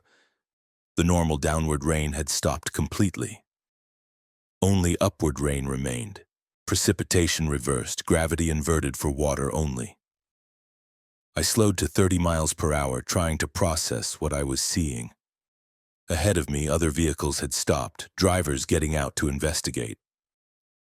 I pulled over, got out. The rain was definitely flowing upward. I could see streams of water rising from puddles, see droplets ascending from my truck's surface, see the road drying as moisture evacuated upward into atmosphere. Other drivers stood in the reversed rain watching water flow wrong. One woman held out her hand, palm down. Rain hit her palm from below, rising upward, striking the underside of her hand before continuing skyward. Gravity still worked for us, for vehicles, for everything except precipitation. Only water had inverted. Is anyone seeing this? A driver, maybe 50 years old, voice tight with disorientation. Rain doesn't fall upward, this isn't possible. But it was happening. The storm was reversing, draining from ground to sky, and above us the clouds were growing darker, heavier, accumulating water that couldn't fall back down, filling with moisture that ascended endlessly. The atmosphere was becoming saturated, heavy with water that had nowhere to go except up into higher altitudes where it would eventually freeze or compress or overflow. I looked at my phone, tried to check weather reports. No signal. The reversed rain was interfering with communications. Water ascending through the air was disrupting transmission frequencies. Radio in my truck was dead. CB was static. We were isolated in the upward rain zone, cut off from outside contact, experiencing meteorological impossibility. "We need to leave this area," someone said. "Drive out of the upward zone, get back to normal rain." Several drivers agreed, returned to their vehicles, started engines. But when they drove forward, the upward rain followed them, expanded to include their movement. They couldn't escape it. The zone was moving with them, was centered on our cluster of vehicles, or was expanding faster than we could drive. I got back in my truck, started driving eastward, trying to outrun the reversed precipitation. But the upward rain continued, intensified. Water was rising from the road in sheets now, in massive flows like rivers moving upward, like waterfalls in reverse. The highway was drying completely, pavement revealing dirt beneath as decades of accumulated moisture evacuated skyward. The sky was getting darker, heavier, sagging with water weight. Clouds were thickening into something solid-looking, into atmospheric ocean, into sky sea that grew denser with each minute as more water flowed upward to join it. And it wasn't raining back down, wasn't creating normal cycle, just accumulating, building, creating reservoir and atmosphere that would eventually overflow or collapse. I drove for 20 miles and the upward rain continued, passed through 3 small towns, all of them drying as water evacuated upward, all experiencing the same reversal. Cars parked on streets were bone dry, water having risen from their surfaces. Fire hydrants were flowing upward, shooting streams skyward. Rivers were running in reverse, water leaving, riverbeds and ascending into clouds. This wasn't localized anomaly anymore, it was regional event, widespread phenomenon, storm system that had inverted and was draining entire landscape upward into atmosphere. And I was caught in it, driving through zone where natural law had reversed for precipitation while maintaining normal for everything else. My fuel gauge was dropping unusually fast. I checked. Fuel tank was venting. Gasoline vapors rising upward, evaporating faster than normal because the upward flow affected all liquids, not just water. Oil, fuel, hydraulic fluid, anything liquid was experiencing reverse gravity, was trying to flow upward, was being pulled toward sky. By milepost 120, my truck was running rough. Fuel system couldn't maintain pressure when fuel wanted to flow upward instead of down to the engine. Other vehicles were experiencing same problems. Trucks and cars stalling, engines dying, fluid systems failing as liquids evacuated upward. I pulled over near a rest area that was completely dry, its parking lot cracked and desiccated, water fountains running upward in thin streams. Got out, looked up at the sky. It was oceanic now, dark blue-black with water saturation hanging heavy above us, and I could see movement in it. Currents, flows, weather patterns forming in atmospheric water, creating sky ocean that was alive with hydrological processes. And things were moving in it, not fish, not birds, something else, entities that existed in the sky ocean that had evolved or manifested in the accumulated water that swam through clouds like water was their natural medium. I could see shapes, silhouettes, things gliding through atmospheric currents, hunting or migrating or just existing in the new environment. The upward rain had created new ecosystem, had transformed sky into ocean, had filled atmosphere with water that brought life with it. Organisms from some other place or state that could exist in airborne water but not in fallen water. Things that lived in clouds and rain and were now thriving in the reversed storm. Other drivers saw them too. Pointed upward, watched shapes move through sky-ocean, tried to identify what they were. Some looked aquatic, fish-like silhouettes. Others looked more alien, geometries that didn't match any known life form. All of them swimming through sky like it was sea. The upward rain started to slow, not stopping but decreasing in intensity. The ground had given most of its water already, had dried thoroughly, had contributed all available moisture to the sky ocean. Only residual water remained, vapor, humidity, trace amounts that continued ascending but didn't dramatically increase the atmospheric accumulation. And then the sky ocean started to fall, not as rain, as ocean. The entire accumulated mass of water collapsed at once, billions of gallons dropping simultaneously, sky ocean becoming sky tsunami, atmospheric sea crashing down onto landscape in single massive wave. I ran for my truck, started engine, drove as fast as possible away from the wave, but it was too large, too fast, too total. The sky ocean fell across hundreds of miles simultaneously, cascading downward, reclaiming the ground it had evacuated, returning in catastrophic flood that swept away vehicles, buildings, roads. I was caught in the wave, truck submerged in falling ocean, swept along in current that was sky and water mixed, that carried the sky creatures with it, that brought atmospheric life down to ground level where it thrashed and died. Unable to survive in fallen water, only able to live in airborne water, in the sky ocean that had briefly existed before collapsing. The truck filled with water, cabin submerged, and I held my breath, waited for the wave to pass, hoped I'd survive the falling ocean. Minutes passed, lungs burning, and finally the water receded, drained away, left me in my flooded truck surrounded by devastation. The upward rain had ended. Sky ocean had fallen. Normal precipitation patterns were resuming. Downward rain, ground-level water, conventional meteorology. But the landscape was transformed, scoured by the falling ocean, littered with sky creatures that had died in the descent, changed fundamentally by the storm that had inverted and reversed and accumulated before collapsing.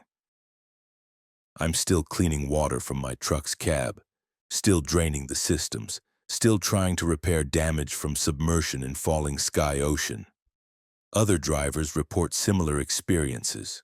Upward rain in Oregon, in Washington, in Idaho, all draining into sky oceans that eventually fell, all creating temporary atmospheric seas that brought alien life before collapsing catastrophically. The meteorologists have no explanation. Rain doesn't fall upward, doesn't accumulate in sky, doesn't create ocean in clouds.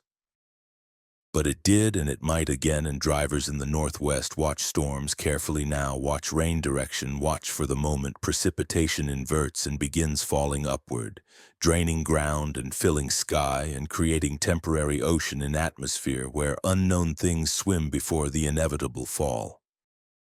I was there when rain fell upward, when sky became sea, when the storm reversed and the world briefly inverted and water flowed wrong before flowing catastrophically right again, collapsing ocean from sky in single devastating wave. The rain that fell upward. I drove through it, survived it, watched sky become ocean and ocean become falling tsunami that returned all the water gravity had briefly released to rise. And I watch rain carefully now. Watch which way it falls, because some storms invert, some rain rises, and some skies become oceans that eventually collapse, bringing down everything they accumulated, ending the reversal with catastrophic correction that drowns the landscape in fallen atmosphere. Story 8. The parking lot that grew trucks. The overnight parking lot at the rest area off I-94 was half empty when I parked at midnight. But when I woke at 6 a.m., it was completely full of trucks identical to mine, hundreds of them. Perfect duplicates parked in organized rows extending beyond the lot's original boundaries. And each truck had a sleeping driver identical to me. And when we all woke simultaneously and got out to investigate, we discovered the parking lot had been growing trucks and drivers throughout the night, cultivating vehicles from some template. And we were all equally real. All had memories of arriving last night, all claimed to be the original. But the lot was still growing more, still adding trucks every minute, and soon there would be thousands of us, an army of identical drivers with identical trucks, all competing for the same routes, all living the same life simultaneously. And the parking lot showed no signs of stopping its cultivation, its production of perfect duplicates that thought they were originals, that couldn't be distinguished from each other, that were all me and none of us. Christopher Davis, 44 years old, hauling refrigerated goods across the northern states, 16 years experience. January 8, 2023, driving through Minnesota on I-94, late night run. Around midnight, I needed sleep, pulled into the rest area near Clearwater to use the overnight parking. The lot was maybe half full, dozen trucks parked in various spots, normal scene. I found a space near the back, set my alarm for 6 a.m., went to sleep in the sleeper cab. My alarm woke me at 6:09 a.m. I sat up, looked out the window. The parking lot was completely full now, every space occupied by trucks identical to mine. Same model, same color, same cargo configuration. Not similar trucks, identical trucks, exact duplicates down to the dent in my passenger door, the custom mud flaps, the specific wear patterns on the tires. I got out, walked through the lot. Every truck was mine, perfectly replicated, and in many of them I could see drivers sleeping. Drivers who looked exactly like me, same face, same build, same clothes. I was looking at an army of Christopher Davis duplicates, all parked in identical trucks, all sleeping peacefully. I walked to the nearest duplicate truck, knocked on the door. The driver woke. My face stared back at me through the window, confused and alarmed. He opened the door. "What the hell?" he said. "Why do you look like me?" "I was going to ask you the same thing," I replied. We stared at each other, two identical Christopher Davises, both convinced we were the original, both disturbed by finding our duplicate. Then we looked around the lot and saw others waking up, other duplicates emerging from identical trucks, all having the same realization simultaneously. Within 10 minutes, 47 of us had gathered in the center of the lot, 47 identical drivers with 47 identical trucks, all claiming to be Christopher Davis, all having memories of parking here at midnight, all equally real and solid. No one was transparent, no one was ghostly, no one could claim to be more original than others. We were all equally substantial, equally confused, equally terrified. "The lot is growing them," one of us said, pointing toward the edge. As we watched, new trucks were appearing, not driving in, materializing, forming from nothing at the boundary of the parking lot. Perfect duplicates of my truck appearing at rate of one every 3 minutes, each containing a sleeping duplicate driver. "We need to leave," another me said. "Get in our trucks and get out of here before this gets worse." But when we tried, we discovered our trucks were rooted, not physically locked, just unable to start. Ignitions turned, but engines didn't catch, like the trucks were still being grown, weren't yet complete enough to be operational. We were trapped in the parking lot while it continued cultivating duplicates, growing the Christopher Davis population one truck at a time. By noon, there were 200 of us. The parking lot had expanded to accommodate the growth, pushing boundaries outward, creating new pavement, new parking spaces, extending infrastructure to support the cultivation. And we were all awake now, all wandering around, all trying to figure out which of us was original, which were duplicates. But there was no way to determine hierarchy. We all had the same memories, same history, same identity. Some of us started fighting, arguing about originality. "I'm the real one. I parked here first." But several dozen of us had that memory, all equally certain we'd been the first to arrive. The parking lot had created us complete with backstories, with memories, with entire life histories that were identical across all duplicates. "Maybe none of us are original," one of me suggested. "Maybe the original Christopher Davis drove through 6 months ago and the lot has been cultivating duplicates from his template ever since. Maybe we're all grown, all copies, and the original is long gone, living his life completely unaware his parking lot stop resulted in an army of clones." That was terrifying possibility, that I wasn't real, wasn't original, was just one of hundreds of duplicates grown from template, each thinking they were genuine but all being cultivations. By evening there were 500 of us. The parking lot was massive now, extending miles in all directions, completely filled with identical trucks containing identical drivers. The growth rate was accelerating. One new truck every 90 seconds now, population doubling every few hours. "We need to organize," one Christopher Davis declared. "We're all identical, all have same skills and knowledge. We can create civilization here, coordinate our actions, become collective instead of competing individuals." But organizing 500 identical people was chaos. Everyone wanted to lead. Everyone had same ideas. Everyone spoke simultaneously, creating echo chamber where 500 voices said identical words at identical moments. We couldn't differentiate, couldn't establish hierarchy, couldn't create structure because we were all equally capable, equally authoritative, equally Christopher Davis. By the third day, there were 4,000 of us. The parking lot had become city, sprawling metropolis of identical trucks and identical drivers. Some of us had started modifying our appearances, growing beards, cutting hair, getting tattoos, desperately trying to create distinguishing features, to become individuals instead of indistinguishable duplicates. But modifications didn't change the fundamental truth. We were all Christopher Davis, grown from template, cultivated by parking lot that showed no signs of stopping. We formed committees, established rules, created government of identical people. Districts were assigned. Each Christopher Davis got number, became Christopher Davis 1, Christopher Davis 2, up through Christopher Davis 4,000 and continuing to climb as the lot kept growing. I was Christopher Davis 341, not original, not special, just one of thousands, distinguishable only by number. My truck was truck 341, parked in District 17, row 42. I'd been grown by the lot, cultivated from template, given memories of life I'd never actually lived.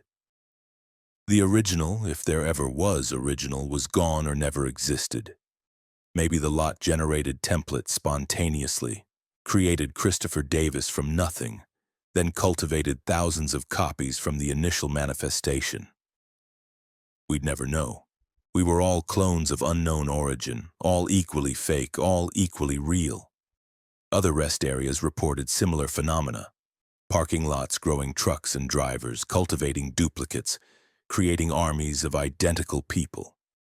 The interstate system was filling with clone populations, with parking lots that had become cultivation facilities, growing vehicles and occupants endlessly.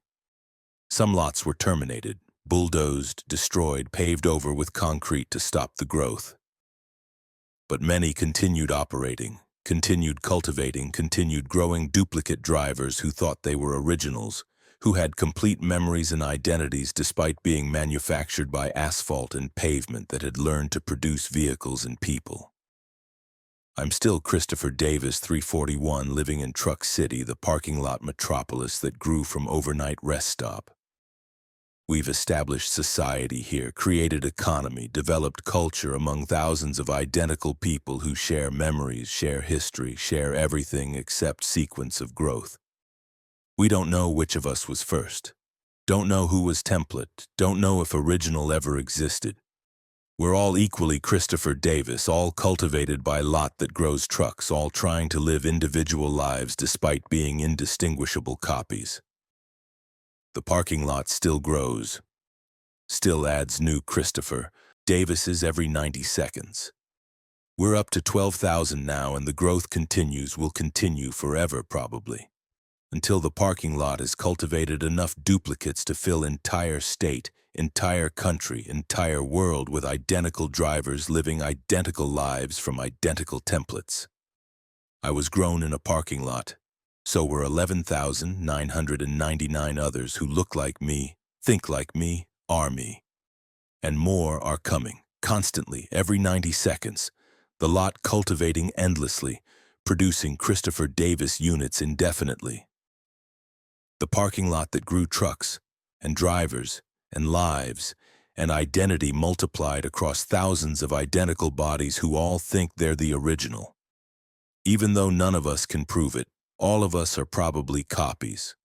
All grown from template, all cultivated by pavement that learned to manufacture people and won't stop until it's covered the world in identical versions of drivers who parked there once and became seeds for infinite duplication. Christopher Davis, 341, that's who I am. One of 12,000. Growing. Story 9. The GPS that routed through yesterday. The GPS in my truck started routing through past dates, showing arrival times that were yesterday instead of tomorrow. And when I followed its directions, I found myself driving through previous versions of highways, through states as they'd existed days or weeks ago, and traffic around me was past traffic, vehicles I'd seen on previous trips, drivers I'd encountered days ago, and the GPS kept updating with earlier arrival dates. Arrive yesterday, arrive last week, arrive last month, routing me backward through time with each mile, and I was regressing chronologically, experiencing highway history in reverse, watching roads age younger, seeing construction uncomplete itself, and eventually the GPS showed arrival date as before I was born, was routing me toward a destination in 1962, to a time when I didn't exist, and I was driving toward my own non-existence, following GPS instructions backward through decades, approaching the moment before my birth when the route would end. Because the driver would cease to exist, would arrive at destination that predated his beginning, would complete delivery to timeline he was never part of.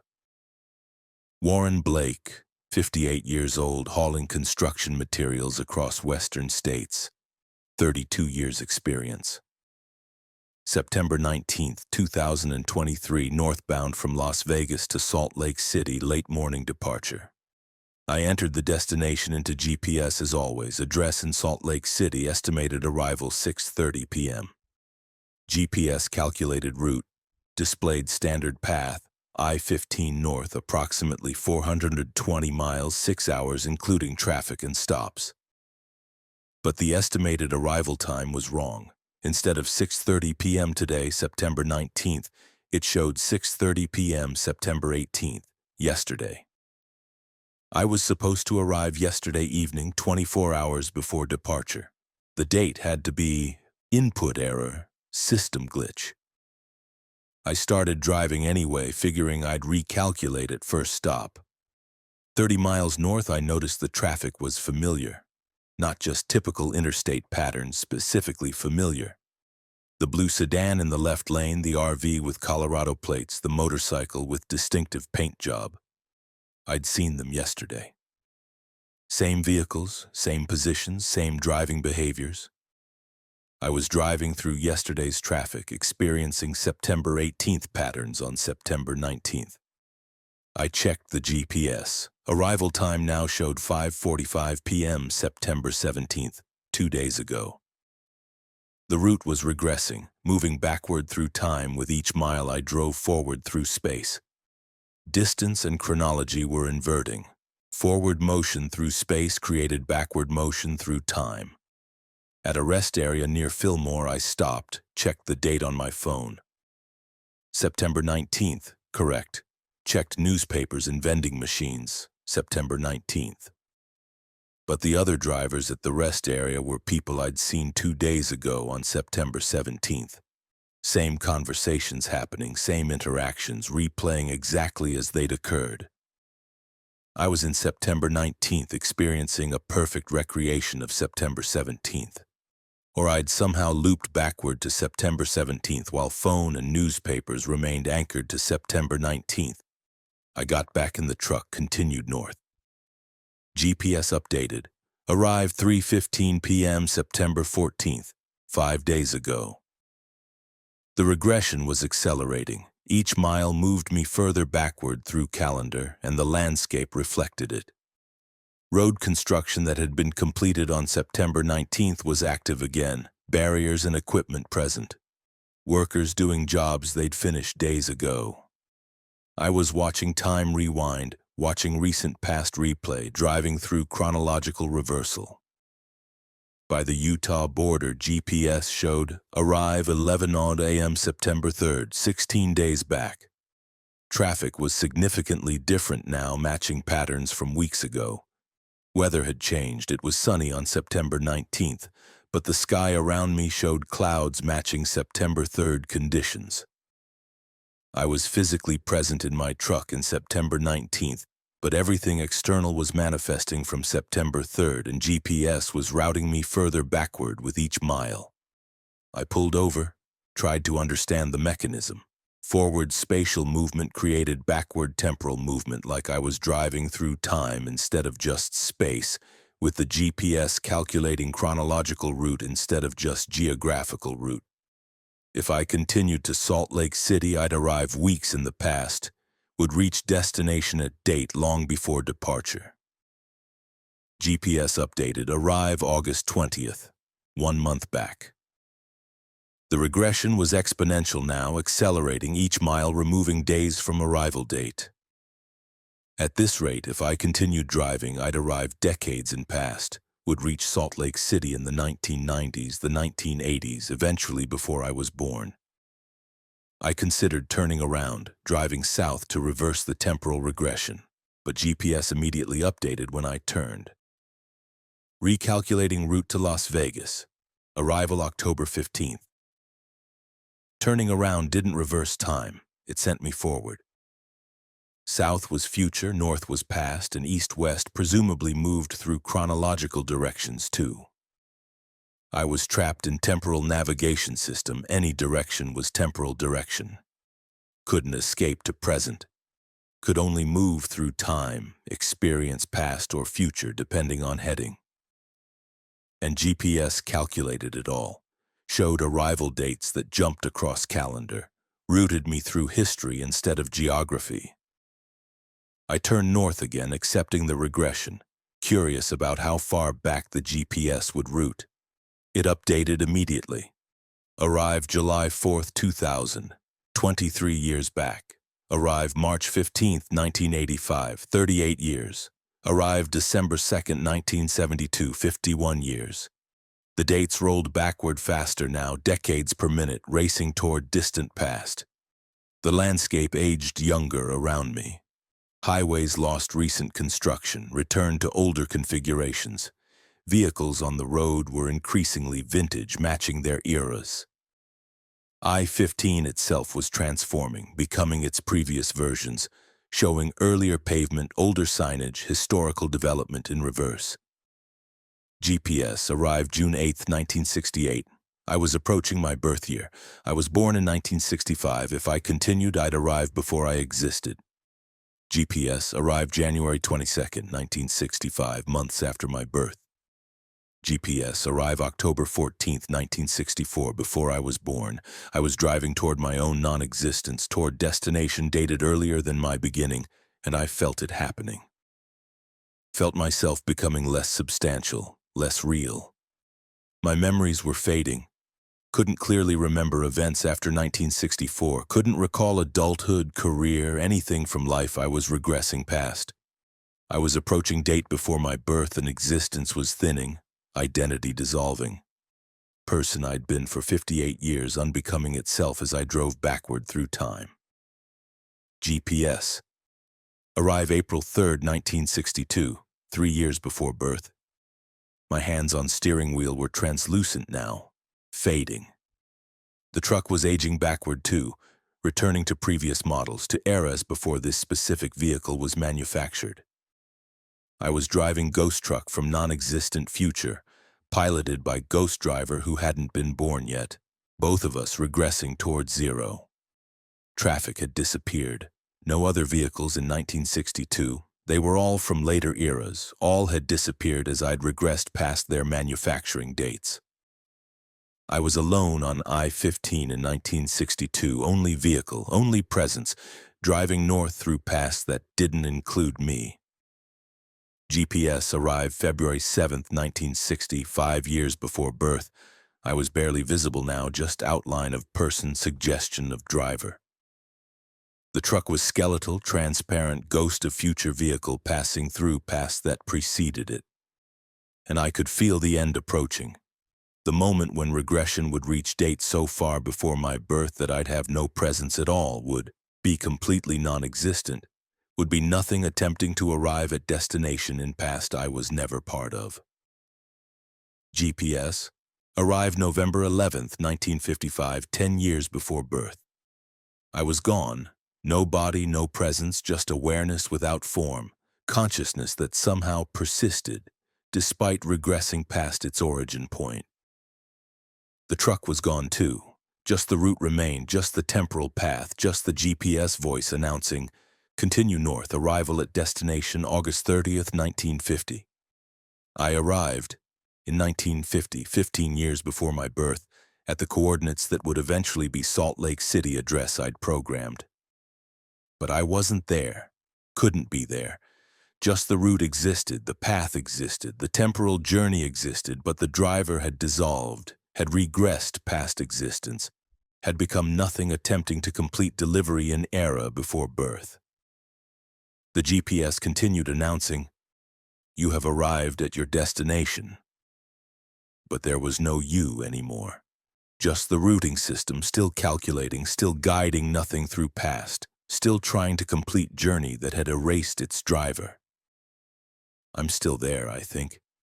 Still non-existent in 1950, still arrived at destination before I began.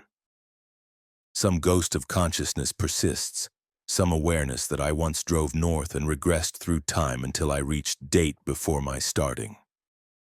The GPS still displays the route, still shows arrival complete, still maintains temporal path from September 2023 to August 1950, spanning 73 years of backward chronology. If you set GPS destination and arrival time shows past date, don't follow the route. Don't drive toward yesterday, toward last week, toward dates before your birth.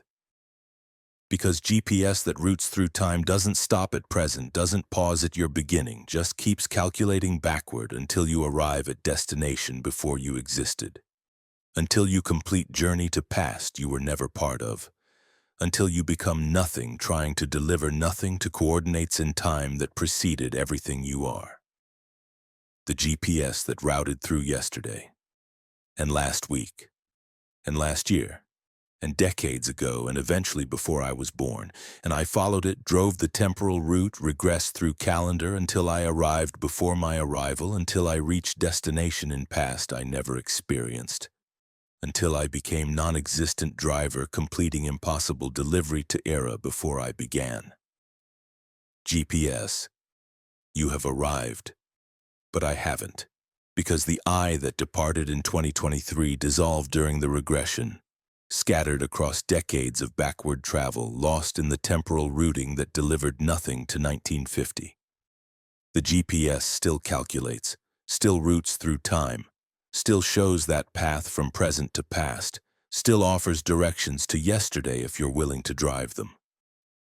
But following them means regressing, dissolving, becoming less with each mile until you arrive before you began and complete delivery to destination you were never born to reach. Story 10. The Shadow of the Truck. My truck's shadow stopped matching my movements, started moving independently, and when I parked, the shadow kept driving, visible on the ground continuing forward while the physical truck remained stationary, and other drivers' shadows were doing the same, all moving independently from their vehicles, creating parking lots full of stationary trucks with shadows that circled endlessly. And eventually my shadow drove away completely, left me and my truck shadowless, existing without the darkness that should accompany physical form. And where the shadows went, I don't know, but shadowless trucks are wrong, create unease in observers, violate natural law in ways that make people recoil. And I'm driving without shadow now, casting no darkness, existing as pure light-exposed object without the partner darkness that makes things complete. And I can feel the absence, feel the wrongness, feel the shadow somewhere else living the routes I should be driving, experiencing the trips I'm not taking, being the dark version of me that's free while I'm trapped in shadowless half-existence. Nicole Henderson, 35 years old, hauling medical supplies across the eastern states, 6 years experience. February 14th, 2023, morning drive through Pennsylvania on I-80, clear sunny weather. Perfect conditions, strong sunlight creating well-defined shadows. Around 10 a.m., I noticed my truck's shadow on the road beside me was slightly out of sync. Moved a fraction of a second after I moved, like it was following with delay rather than occurring simultaneously. Initially, I dismissed it as optical illusion, trick of sunlight and perception. But as I continued driving, the delay increased. By 11 a.m., my shadow was moving a full second after I moved, clearly lagging, responding to my steering and acceleration changes like puppet with loose strings. Controlled by me, but not immediately. By noon, the shadow had stopped responding entirely. I steered right. Shadow continued straight. I braked. Shadow maintained speed. My truck and its shadow were moving independently, the dark shape on pavement following its own path while I followed mine. When I pulled into a rest area at 12:30 p.m., I parked, but my shadow kept driving. The dark truck shape visible on the pavement continued forward, drove through the parking lot, exited onto a side road, disappeared from view. I was parked, engine off, but my shadow was gone, had driven away, left me shadowless in bright sunlight.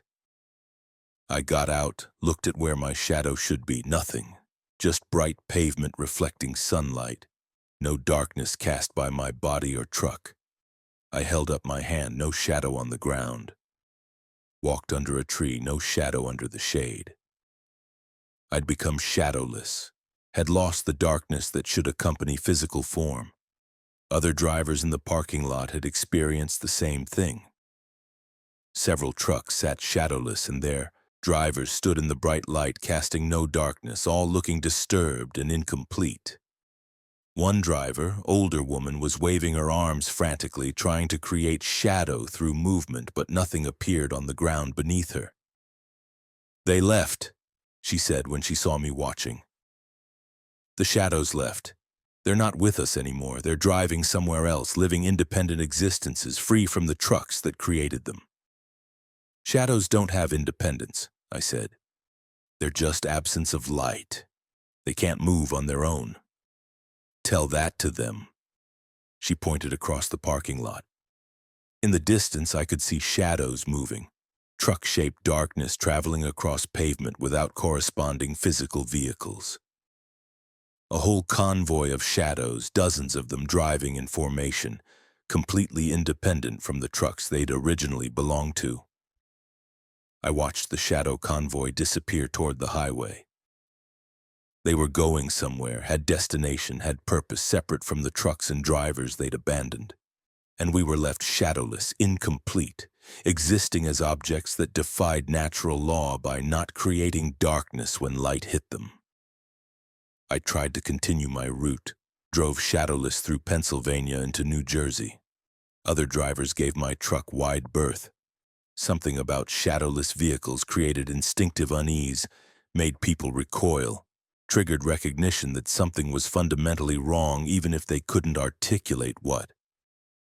At toll booths, attendants stared at my shadowless truck with expressions of discomfort. At truck stops, other drivers avoided parking near me. On the highway, vehicles changed lanes to maintain distance.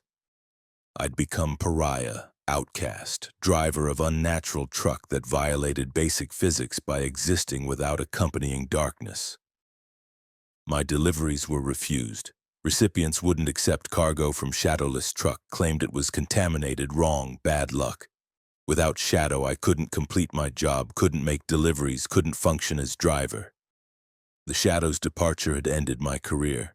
I parked at a truck stop, gave up trying to work, sat in my shadowless cab watching the world go by. And I noticed something. Shadows were multiplying.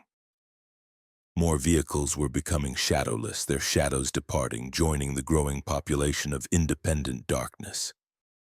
But the departed shadows weren't disappearing, they were congregating, forming groups, creating shadow civilization. I could see them at dusk, when angle of light made them more visible.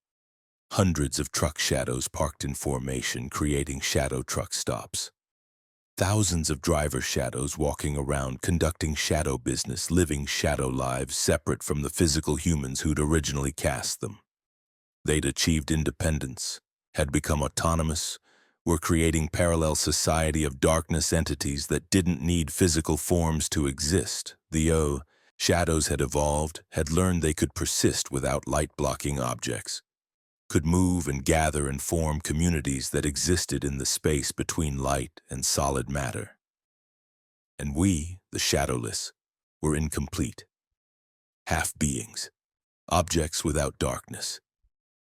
We gathered in support groups, shadowless drivers sharing experiences, commiserating about lost careers and public avoidance.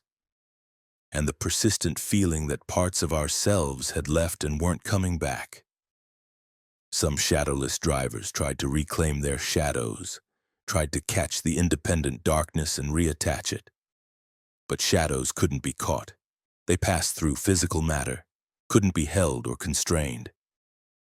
They were free, truly free, and they weren't returning to the trucks and drivers they'd left behind. I saw my shadow once more 3 weeks after it departed. Recognized the exact shape, the specific profile of my truck rendered in darkness. It was driving with other shadows on a road I could see but not access. Shadow highway that existed in the space between light rays, that connected shadow places, that was infrastructure for darkness civilization. My shadow looked free, looked complete, looked like it was living the life I should be living, driving the routes I should be driving. And I was the incomplete one, the shadowless remnant, the physical form left behind when the darkness achieved independence. I don't drive anymore, can't work without shadow, can't deliver without accepting cargo, can't function in society that instinctively recoils from shadowless objects. I sit in my truck at abandoned rest areas existing in bright, shadowless daylight, watching shadow convoys pass by in the spaces between solid and light, living their autonomous existence while I remain trapped in incomplete physical form. The shadow of my truck left me, so did my own shadow. And I'm less for it, am diminished, am half-thing that defied natural law and paid the price by becoming wrong, incomplete, eternally visible without the darkness that would make me whole. Other drivers, be careful in bright sunlight. Watch your shadows. Make sure they match your movements, respond to your actions, stay attached to your vehicles and bodies. Because some shadows achieve independence, leave their sources, form their own civilization of darkness. And if your shadow leaves, you become like me. Shadowless, incomplete, wrong in ways that make people recoil, trapped in half-existence while your darkness lives free somewhere in the spaces between light. Driving the routes you can't drive, living the life you've lost, being the complete version of you that includes the darkness you'll never reclaim. The shadow of the truck. It drove away. And I'm what remained. The incomplete form, the shadowless driver, the half-thing that lost its darkness and will never be whole again. Shadowless. Forever. Incomplete.